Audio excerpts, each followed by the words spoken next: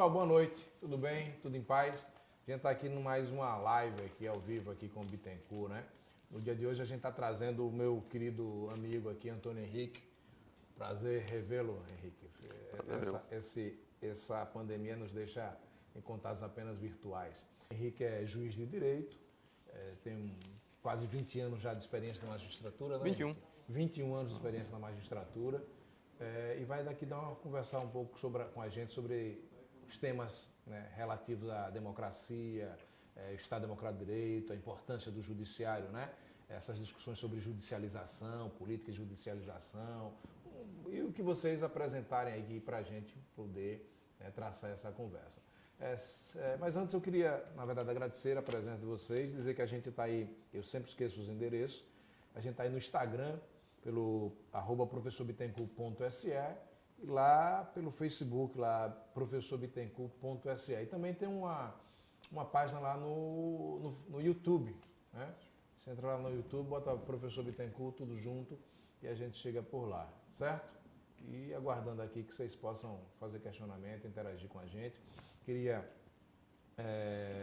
prestar a minha solidariedade ao povo brasileiro, em especial das famílias que tiveram vítimas nessa situação aí do coronavírus.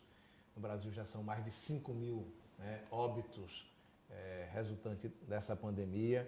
Minha solidariedade, externar aqui meus sentimentos e dizer que, podendo ficar em casa, fique em casa, tendo a necessidade de sair de casa, utilize máscara.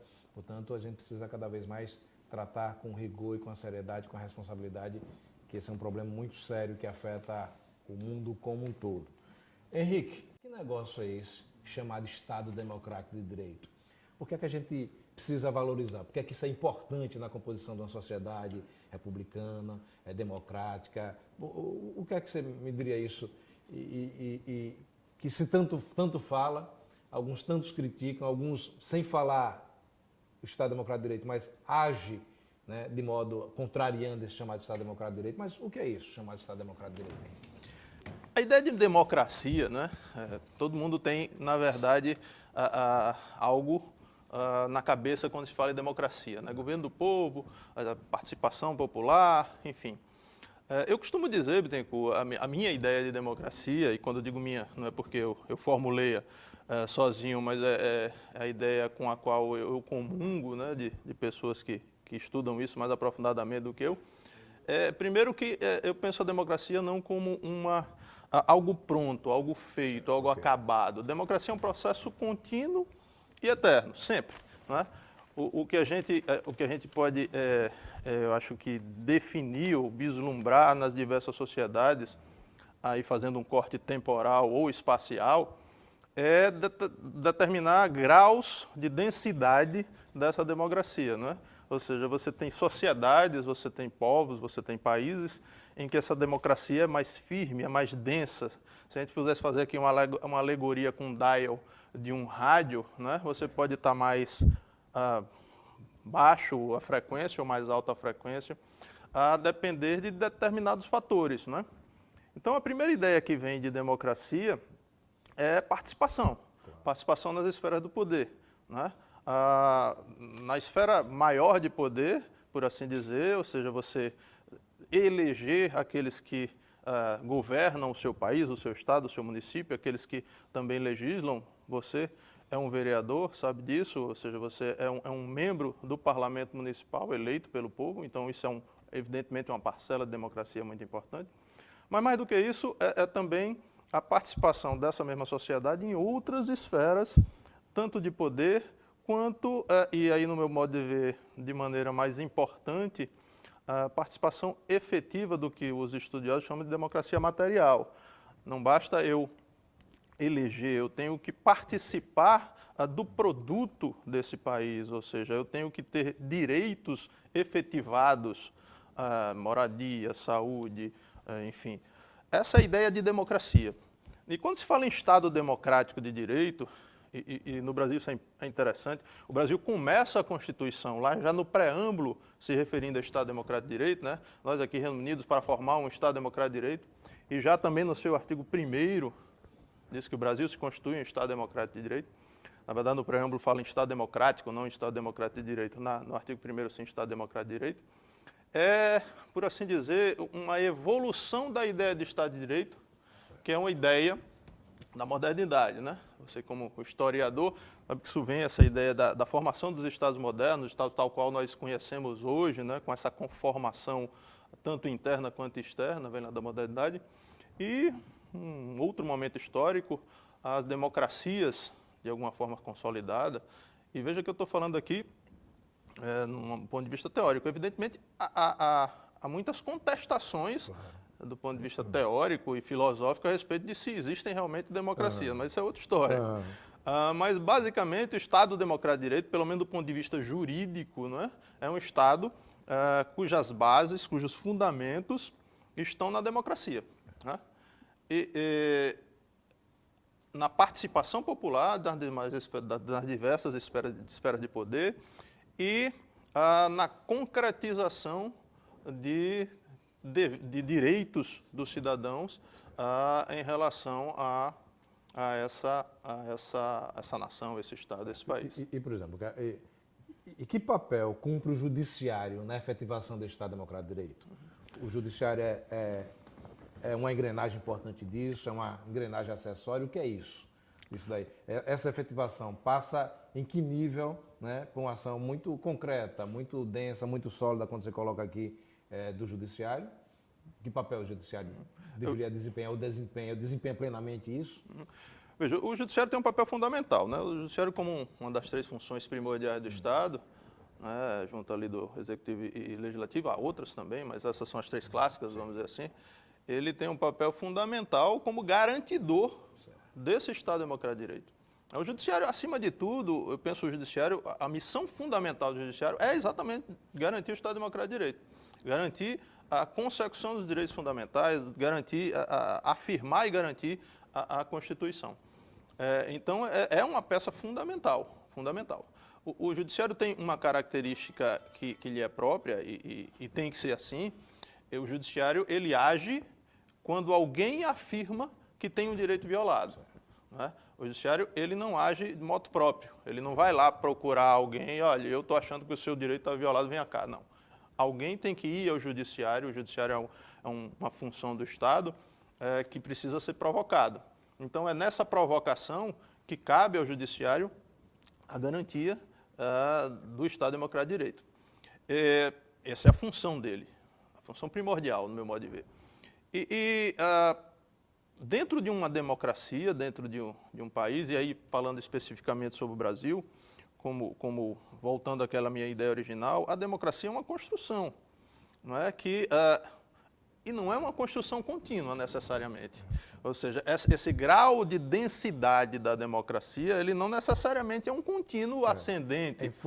Fosse assim, não estaríamos passando por certos momentos, certos acontecimentos que a atualidade nossa tem passado. Né? Exatamente. Talvez se a democracia fosse absolutamente inadmissível, certos posicionamentos de algumas pessoas da esfera de poder político, institucional, com ações que objetivamente ferem isso. Sim, portanto, sem dúvida. Não é um sem caminho dúvida. de linha reta, né? Não, absolutamente. E é tão fundamental a democracia, Bittencourt. Eu vou até fazer um parêntese aqui, mas dentro do que a gente está falando, a gente vê no Brasil já há alguns anos, eu diria que deve ter se iniciado com aquele movimento de 2013, ali de maio de 2013.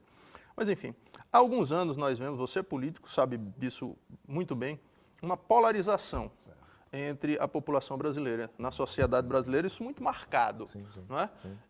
E, pelo menos do ponto de vista do discurso, essa polarização, ela divide na clássica dicotomia esquerda e direita. Pelo menos no discurso é isso. Embora, se você conversar com muita gente, você vai perceber que sequer tem uma ideia muito clara do que seja isso, né? Mas, enfim, vamos ficar assim para não aprofundar. O fato é que a gente tem uma polarização.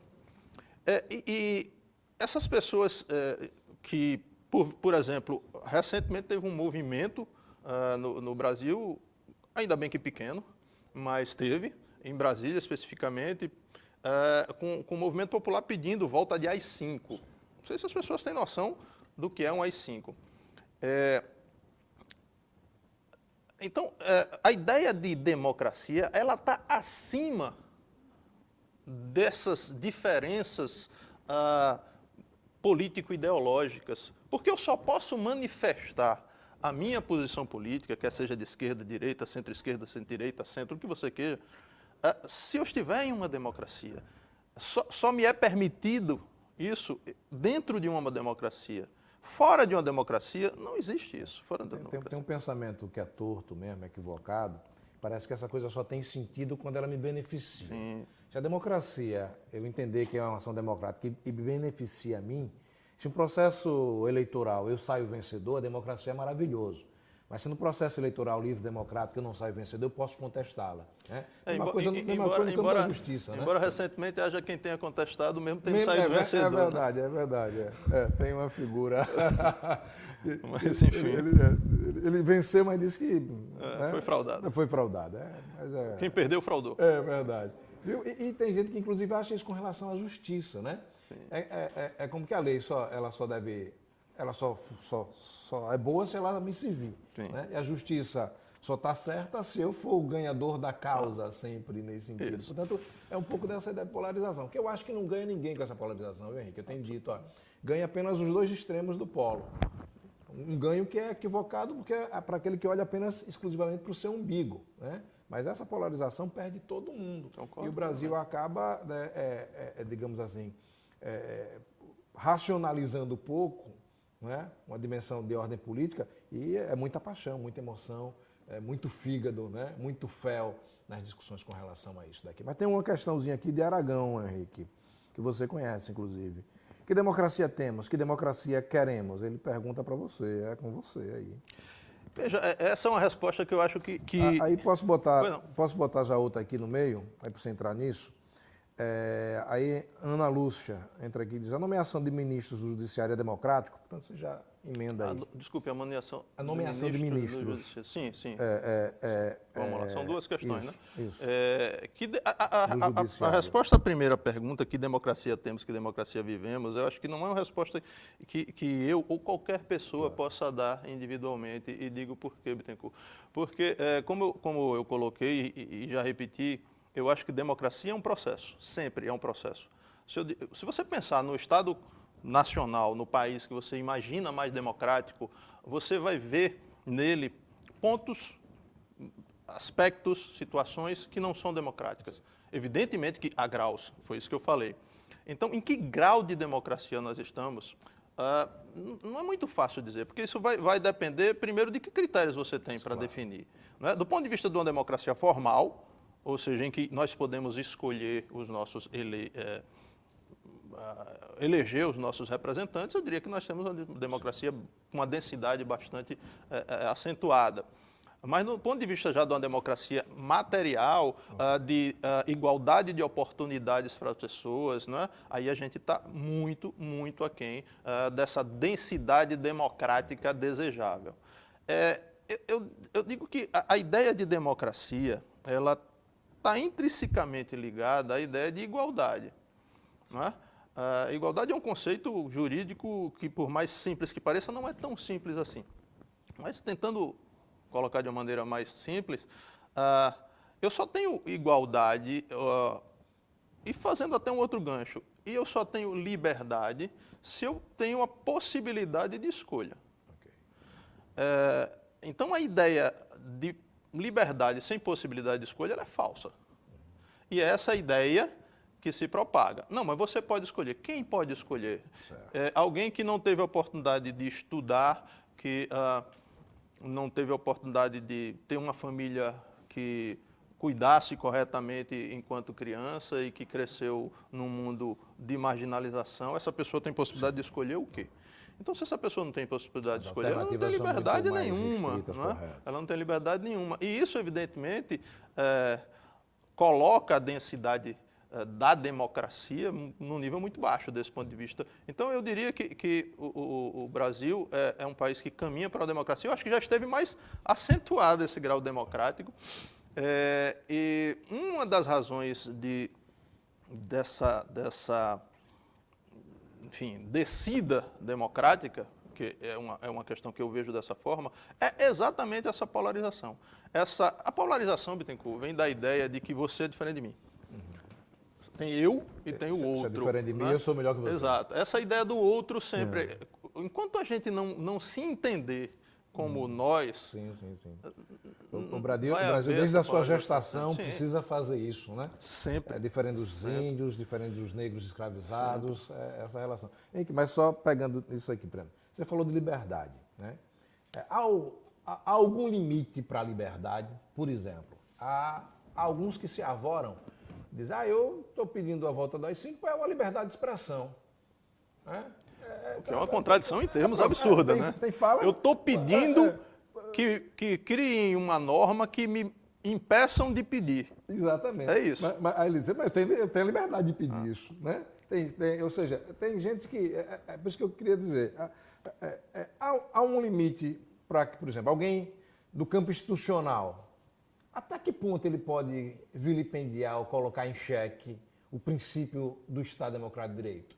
Na sua fala, né? E nas suas ações. Nas suas ações são mais objetivas, mas na sua própria fala. Até que ponto alguém da institucionalidade pública, ou eletiva ou não, né? Pode fazer loas contra a democracia ou fazer loas em favor de uma coisa tão abjeta que é o ato institucional número 5. Você quer uma resposta do ponto de vista teórico ou do ponto de vista prático? Da melhor forma que você quiser fazer. Daqui eu entenda. Não, por que eu fiz esse questionamento de Bittencourt? Porque, veja, a gente vive num mundo de realidade, a gente vive num mundo real. Sim. Não é? E o mundo real é esse que está aí, que a gente está vendo. Claro. Não é novidade para ninguém. Então, do ponto de vista do mundo real, eu vou lhe dizer, pode até que alguém que possa dizer que não, diga que não. Infelizmente, no Brasil, a gente não está vendo isso. Não é? O que está vendo é uma permissividade de ataques ao Estado Democrático de Direito de uma forma como eu nunca vi. Mas nós temos fundamentos legais que possam impedir isso? Sim. Na verdade, aí vai, claro, depender de cada situação concreta que algum desses agentes possa, enfim, agir ou falar e... a depender da situação, isso pode se enquadrar tanto em crime comum quanto em crime de responsabilidade. E tanto crime comum quanto crime de responsabilidade existem sanções. Né? As sanções podem ser impostas pelo judiciário ou pelo próprio parlamento, né? No caso do Nacional, Congresso Nacional, enfim. E existem sanções para isso e o Brasil, em outros momentos, já sancionou autoridades do mais alto gabarito. Né? Então, assim... Agora, como eu disse, a gente vive uma realidade, Bittencourt. Se fala muito em responsabilização política. Responsabilização política, embora do ponto de vista teórico exija um fato juridicamente imputável, a gente sabe que na prática só se responsabiliza politicamente se tiver interesse político. É um fato. Claro. Então, fora disso... Quando se tem, não precisa nem do fato exatamente, jurídico. Exatamente. Ou se acha fato jurídico. Isso. A verdade é essa, né? Então, assim, há a possibilidade, sim, de sanção. Há a possibilidade de sanção, tanto pelo judiciário, a depender do cometimento, em tese, de um crime comum, ou pelo parlamento, de um crime de responsabilidade, um ato de improbidade, enfim. Então, há, sim, com certeza, o atentado contra o Estado Democrático de Direito, ele se enquadra, aí a depender do que foi feito, do que foi falado, do que foi, enfim, a depender da situação concreta, pode se enquadrar em diversos tipos aí legais. Henrique, tem uma questão aqui de Menezes, Kátia. Se é uma questão de Ana Lúcia... A de Ana Lúcia, ela comenta sobre se é democrático, a nomeação de ministro judiciário é democrática? Aí ela continua lá, isso não afetaria a imparcialidade das decisões do mesmo? Veja, sim, Aninha, eu imagino que ela esteja se referindo ao ministro do Supremo. Sim, porque eu pergunto, eu digo isso porque é diferente do Supremo ou dos tribunais superiores, tem uma outra dinâmica. Porque do Supremo, como é que funciona no Brasil? O presidente nomeia, e só tem 2 requisitos, reputação ilibada e notável saber jurídico, né? São requisitos absolutamente subjetivos, ou enfim. Mas é isso que está lá. O Senado Federal chancela. Né? Então, veja, você tem aí do ponto de vista teórico, a participação de dois poderes para a escolha de um membro da mais alta corte e de um terceiro poder. Embora possa ser criticável, existem vários modelos no mundo. O modelo do Brasil, ele é parecido. Existem vários países no mundo que têm o mesmo modelo do Brasil. Então, eu não vejo um grande problema nisso. Eu até acho que podia ser melhorado. Se fala em mandato de Supremo, há emendas para isso, enfim, tem várias possibilidades. Mas eu não acho que a ideia em si comprometa a imparcialidade, desde que, veja, tanto o presidente quanto o Congresso Nacional, o Senado especificamente, façam seu papel, o Senado pode rejeitar. Nós tivemos casos em que ministros que foram nomeados pelo presidente da República julgou o contrário aos interesses do presidente da República. Né? Presidido, inclusive, aquele caso mais famoso, o caso conhecido pelo Mensalão, presidido pelo então presidente e nosso conterrâneo, o professor Carlos Brito. Nomeado por Lula, né? Indicado por Lula, né? Cujo relator, Joaquim Barbosa, também tinha sido nomeado por Lula. Então, eu não vejo isso como um problema em si, não. Embora possa ser melhorado. Henrique, tem uma aqui de Cátia Maria.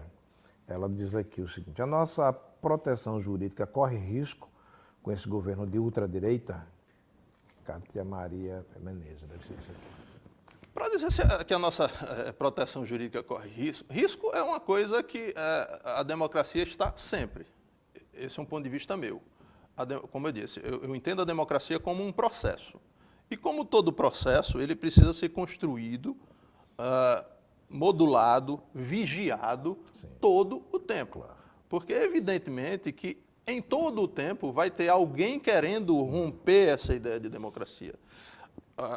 Claro que quanto mais poderosa do ponto de vista institucional essa pessoa seja, mais risco corre. Então, correr risco, a democracia corre sempre.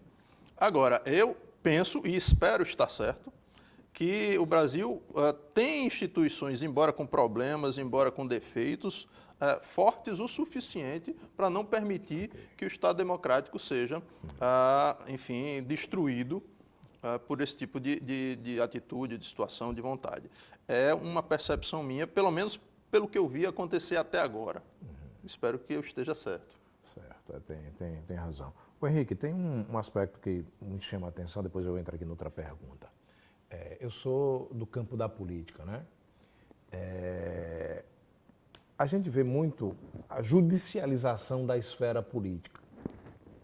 E aí o que eu digo, meus pares do campo da política, seja na esfera local, esfera nacional, tem muita responsabilidade nisso. Às vezes a política deixa de tomar uma atitude e a justiça é instada a tomar essa atitude. Portanto, a avaliação que eu tenho é que sempre que as coisas são judicializadas, é porque a esfera convencional do poder e da política e outras esferas, elas não cumpriram seu papel. A política entra nisso, certo? Agora, por outro lado também, às vezes a justiça, aí é uma percepção minha, ela também entra na seara do espetáculo, né? do evento, né? Midiático. Que avaliação você faz disso? Isso, não é uma percepção equivocada? O que é que você enxerga disso? Acho que a judicialização é a demonstração de que as engrenagens normalmente não estão funcionando, né? Na minha avaliação. E às vezes também superpotencializa a presença judicial e torna-se um acontecimento, um evento, né? Midiático, uma celebridade pública. Eu, particularmente, sou a favor de que, em especial a esfera da justiça, com rigor, né? O extremo rigor que precisa a lei e a justiça ter, mas menos holofote na minha avaliação. O que é que você...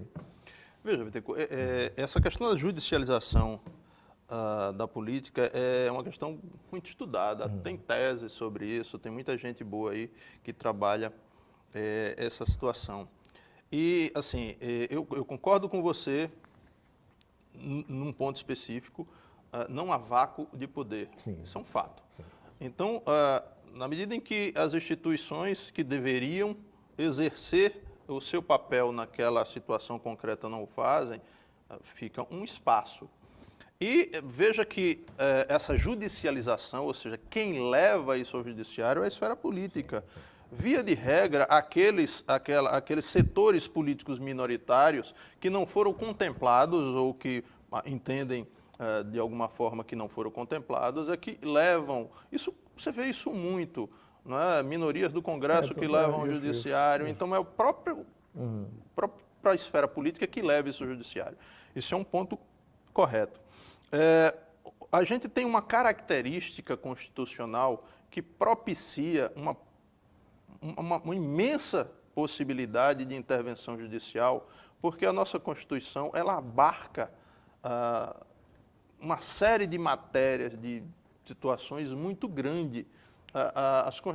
As constituições no mundo, aí varia evidentemente de país para país, não há uma uniformidade, mas há constituições que têm temas muito mais específicos, por exemplo, só de organização do Estado, de poderes. Tal. A nossa não, a nossa... Você tem regras constitucionais, sei lá, de funcionamento de cartório, por exemplo. Não tem o menor sentido daquilo ali na Constituição, mas está lá. Só um exemplo, tem vários. Então, você consegue, sem muita dificuldade, encaixar uma demanda sua no descumprimento de uma norma constitucional. A nossa Constituição é uma Constituição garantista, né? Lá na teorização aí, mas a ideia de garantir direitos. Se esses direitos são violados, eles vão cair no judiciário. Qual é a grande característica do judiciário, Bittencourt? Se você pensar bem, todos os entes políticos decidem nas suas esferas. O judiciário é quem decide por último, é só isso. Essa é a grande característica do judiciário. Ele é quem decide por último. A palavra final é do judiciário. Bom, aí você fala da questão da espetacularização. E aí eu acho que tem alguns pontos que a gente pode abordar. A ideia da espetacularização do mundo, das pessoas, das instituições, da sociedade, é uma ideia absolutamente atual à nossa vivência. Nós temos exatamente a mesma idade, nós nos conhecemos há 35 anos e nós viemos de outro mundo. É verdade. Nós viemos de outro mundo. Do tempo em que viajávamos, levavam um filme de 36 poses. E ficava economizando. Ficava economizando, só ia ver o resultado da foto 15 dias depois da viagem encerrada. Exato. Então, o mundo hoje é muito diferente, então propicia essa espetacularização. Claro. E aí você tem também a ideia da publicidade, que é um princípio da administração pública e um princípio das decisões judiciais. E você maximiza isso. Por exemplo, já tem alguns anos que as sessões do Supremo Tribunal Federal são ao vivo filmadas, quem quiser assiste. Aí você me pergunta, isso é ruim ou bom? Isso tem prós e contras, é difícil você dizer se isso é ruim ou bom. Tem vantagens? Sim, a publicização total, você está vendo ali, está ouvindo o ministro decidir na hora que ele está dando o voto dele. Tem desvantagens? Eu acho que tem. Isso favorece, por exemplo, vaidades, não é? Que não deveriam existir, que não aflorariam, talvez, se não fosse dessa forma. Então, eu acho que é um misto de... É difícil, Bittencourt. Às vezes a gente tem um fenômeno e a gente tem uma tendência a querer encontrar a causa daquele fenômeno em um ponto só. E o mundo é muito mais complexo do que isso. E aí, para ser muito sincero, eu não descarto a ideia e a possibilidade de ter, eventualmente, magistrados que gostem disso. Mas eu não acredito, no meu ponto de vista, isso é um ponto fora da curva. Isso não, a mediatização que existe, no meu ponto de vista, ela vem desse mundo que a gente vive. Ela vem, veja, a gente está aqui fazendo uma live, que embora a gente tenha aqui um estúdio organizado, poderia fazer no celular. Sim. Né? Então, todo mundo hoje tem uma câmera e uma filmadora na mão. Então, você coloca, por exemplo, um julgamento do Supremo Tribunal Federal aberto para o público. A imprensa está lá e, evidentemente, isso no mesmo segundo está no mundo. Então, é uma questão muito complexa. Quem quiser teorizar um pouquinho mais, lê um livro chamado Guy Debord, A Sociedade do Espetáculo, né, que trata um pouco disso. Nós vemos isso. Exato. Nós vemos a Sociedade do Espetáculo. As pessoas vivem hoje... Uma coisa interessante aqui, o celular, né? Muitas pessoas compram um celular a depender da qualidade da câmera fotográfica. O telefone no celular, Bittencourt, é um acessório. É um acessório. O celular é um computador que tem também telefone. Que tem também telefone. Eu sou do tempo que eu decorava os números de telefone dos amigos. E durante muito tempo sabia o número da sua casa. É verdade. Hoje ninguém decora mais, não. É verdade, verdade. Henrique, tem um questionamento aqui de Anderson. Ele vai aqui. Temos muito poucos referendos e plebiscitos. Isso enfraquece a democracia? Não, eu não acho que isso necessariamente enfraqueça a democracia. Eu acho que a democracia ela, é mais ou menos forte a depender da maior ou menor participação das pessoas nas esferas de poder. Evidente que plebiscito e democracia é uma esfera importante. Sim, mas há uma série de outras, né? A gente fala muito, Bittencourt, em democracia, aí a gente voltando para a história das mídias sociais, né? A gente vê muita grita, muito esperneio, e a gente vê, infelizmente, pouca gente com coragem para botar a mão na massa. Eu estou falando com você que conheço há anos e que sei da sua militância política desde sempre, desde que eu te conheço, de trabalhar politicamente, esse foi o caminho que você escolheu, politicamente do ponto de vista formal, político-partidário. Você viu um mundo que não gostou dele e achou que deveria, de alguma forma, participar disso aí.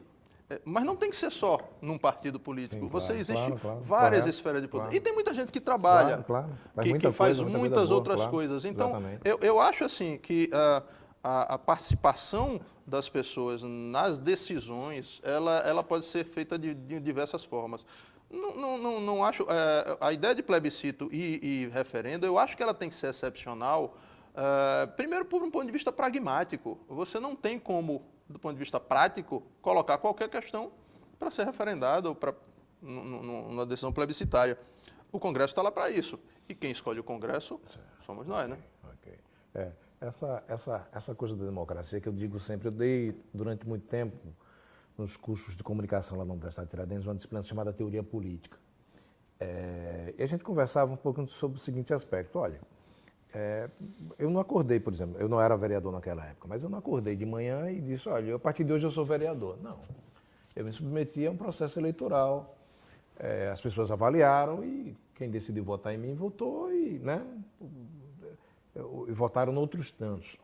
Portanto, a esfera política brasileira, que alguns colocam uma série de senões, uma série de críticas, com todo sentido, mas a população que colocou eles que estão lá, né? Sim. Não tem mais a figura do senador biônico, não tem mais nada disso. Nada. Todo mundo se submete a um processo eleitoral. Tem deputados ali que têm 10 mandatos de deputado federal, né? 10 mandatos de deputado federal. E que você nunca ouviu ele abrir a boca uma vez ou outra, né? Nesse sentido aqui. Portanto, as pessoas precisam entender a democracia para além do momento da eleição. Sim, sem dúvida. Né? Para além do momento da eleição, da participação, da cobrança. Questione as pessoas em quem ele votou na última eleição. Muita gente não sabe quem votou na última eleição. Qual o critério para decidir o voto ali na última eleição que ele participou, né? É isso, acho que, como você coloca, é um processo de construção que a gente precisa cada vez mais entender isso. E é uma relação de poder, né, Henrique? Aquela figura que muita gente fala, mas não sei lá, leu pouco, Maquiavel, diz, olha, a vida é uma ordem, uma sucessão inevitável de estabilidade e de caos. Você está no poder, mas tem alguém querendo estar no seu lugar e vai construir uma série de narrativas em favor da sua saída e da substituição por ele. É esse o campo do poder. E aí, numa sociedade como a nossa, de classes, de critérios econômicos e tal, todas as esferas de poder também tem isso, com data vênia, como diz o mundo jurídico, né? Eu lhe conheço. Nem todos os juízes são como você, né? Nem todo mundo do judiciário, né, tem essa visão de mundo mais igualitária que você tem, mais democrática que você tem, que é natural, que é normal, que é do jogo do poder, né? Nem todos os parlamentares lá da Câmara dos Vereadores estão aí preocupados se alguém está falando de AI-5, está aí preocupado se vamos ter eleição, se não vamos ter, né? Eu sei, ali tem gente que se puder, não, teve ou não teve, eu continuando vereador, para mim tanto faz, né? Como que fosse esse o jogo. Mas a gente, como você coloca, a gente precisa pensar para além disso, né? O foco não deve ser só no nosso umbigo, né? Nesse aspecto, né? Tem uma questão aqui. Cadê ela? Jorge Lins só mandou um abraço aqui pra gente, diz excelente espaço, que se possa discutir a cidade e o país. Obrigado, Jorge, um grande abraço. Qualquer dia desse trazer você aqui para discutir cultura, viu, Jorge? Boa ideia que eu tive agora. Tem o Roberto que faz uma série de considerações aqui, o Roberto Santos, ele diz que concorda plenamente, jogando com as leis, buscando sempre impor personalidade acima da legalidade, talvez um pouco daquela discussão do aspecto das vaidades. As famosas brechas na lei, quando as leis são redigidas para dar margem às diversas interpretações. Isso aí, Bittencourt, se me permite.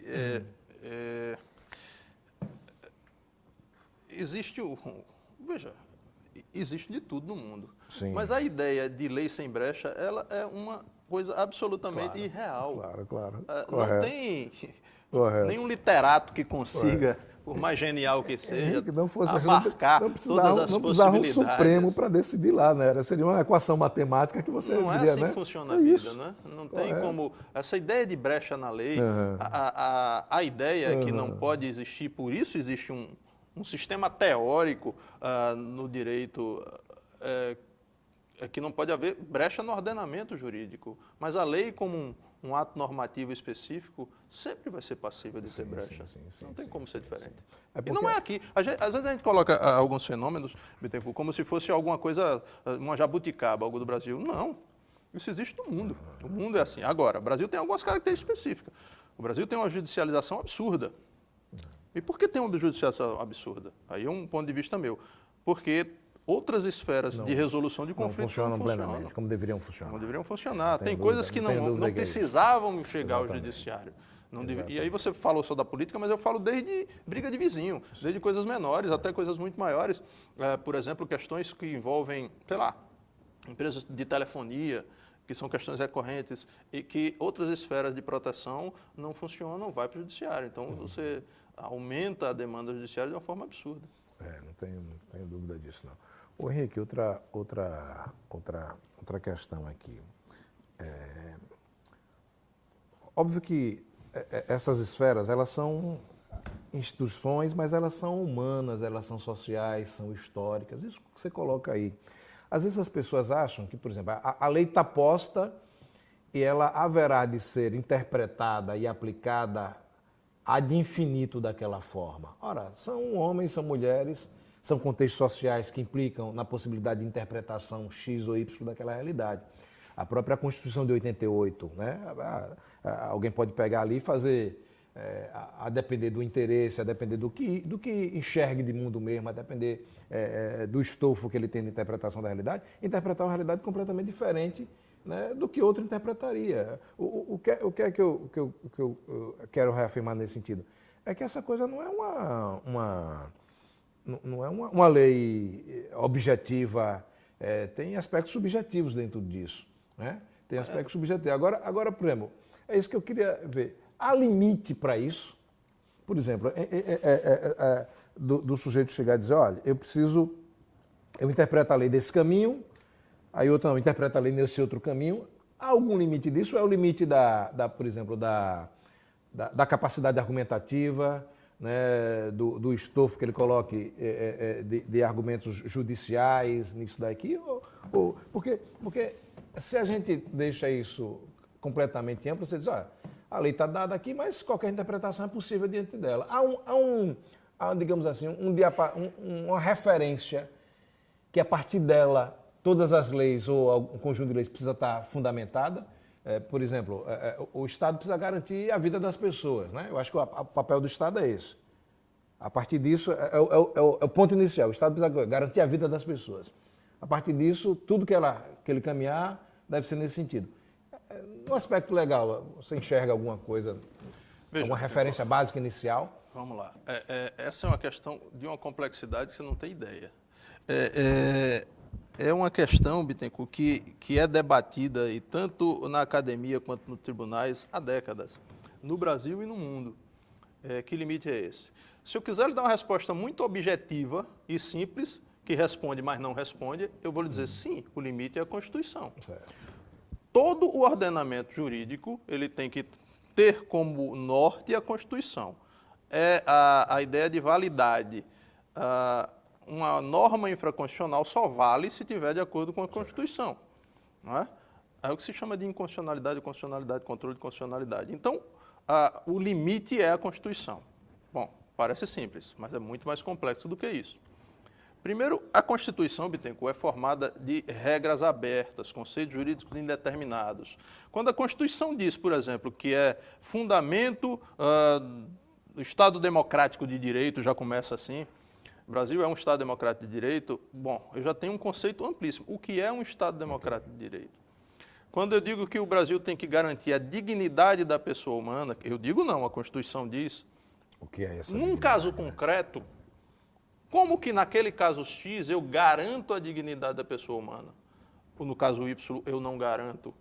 Qual é a decisão, ou qual é a atitude, qual é a ação do Estado que garante a dignidade da pessoa humana? Você falou na vida e na saúde, nós estamos passando por uma pandemia. O Estado tem a obrigação de agir para minimizar os danos dessa pandemia. Isso aí não há dúvida. Mas que ação do Estado é efetivamente a correta? Certo. A vida é muito mais complexa, Bittencourt, do que a gente chegar e dizer. Agora, isso é uma constatação. Isso não significa que o direito é um campo aberto que vale tudo. Não é isso que ocorre. Existem limites, e limites esses que eu acho que muitas vezes são ultrapassados. Um limite semântico, inclusive.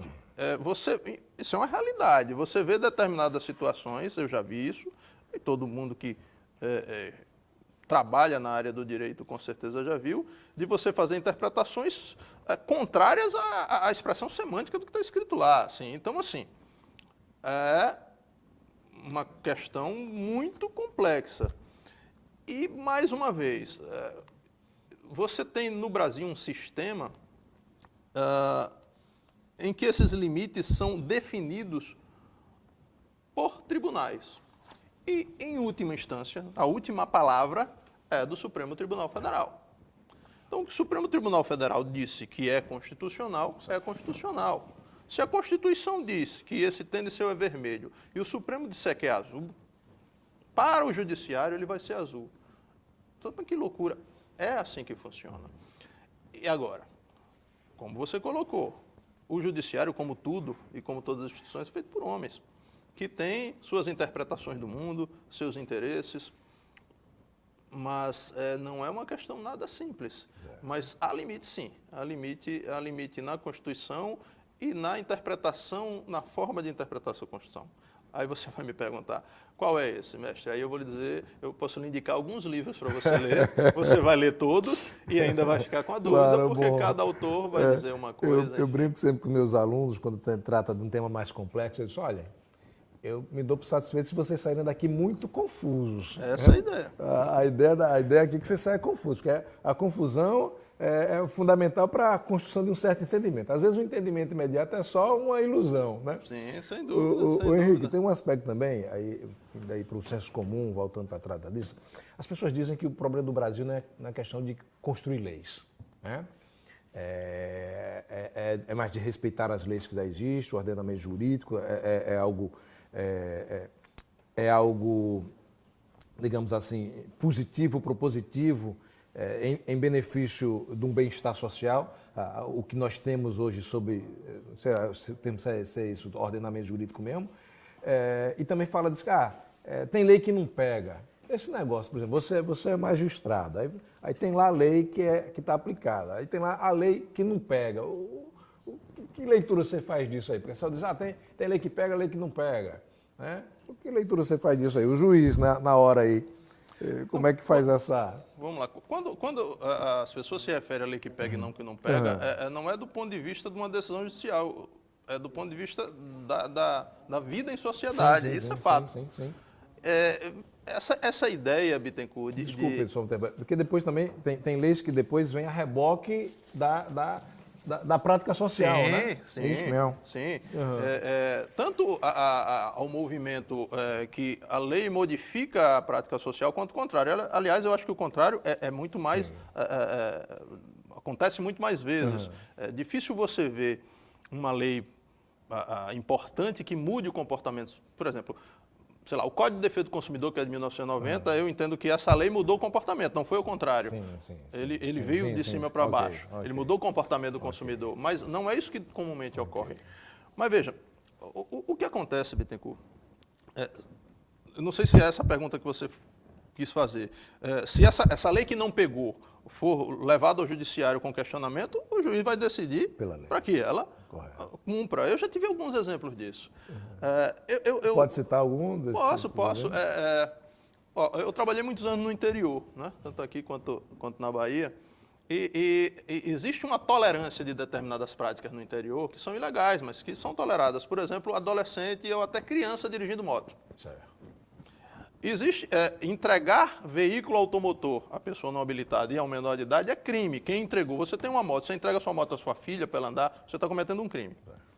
Bom, chega lá para o judiciário, por algum motivo, algum policial, algum agente, enfim, um agente de trânsito, fiscalizou e prendeu aquela e levou para a delegacia. Não, foi meu pai que me deu.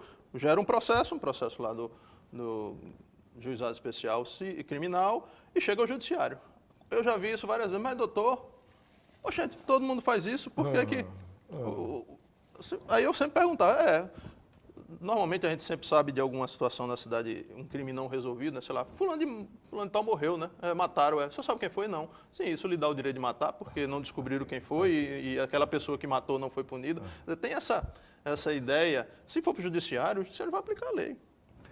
E aí existe, Bittencourt, como eu disse, a gente tem Eu acho que o Brasil é muito paternalista. Em que sentido? A gente espera muito que as instituições resolvam nossos problemas. Mas a sociedade brasileira, e aí é uma questão de consciência que vem de educação, você é um educador, sabe disso. Há pouco tempo atrás eu fiz uma enquetezinha no Facebook, acho que fiz no Instagram também, não tenho certeza, e que era assim,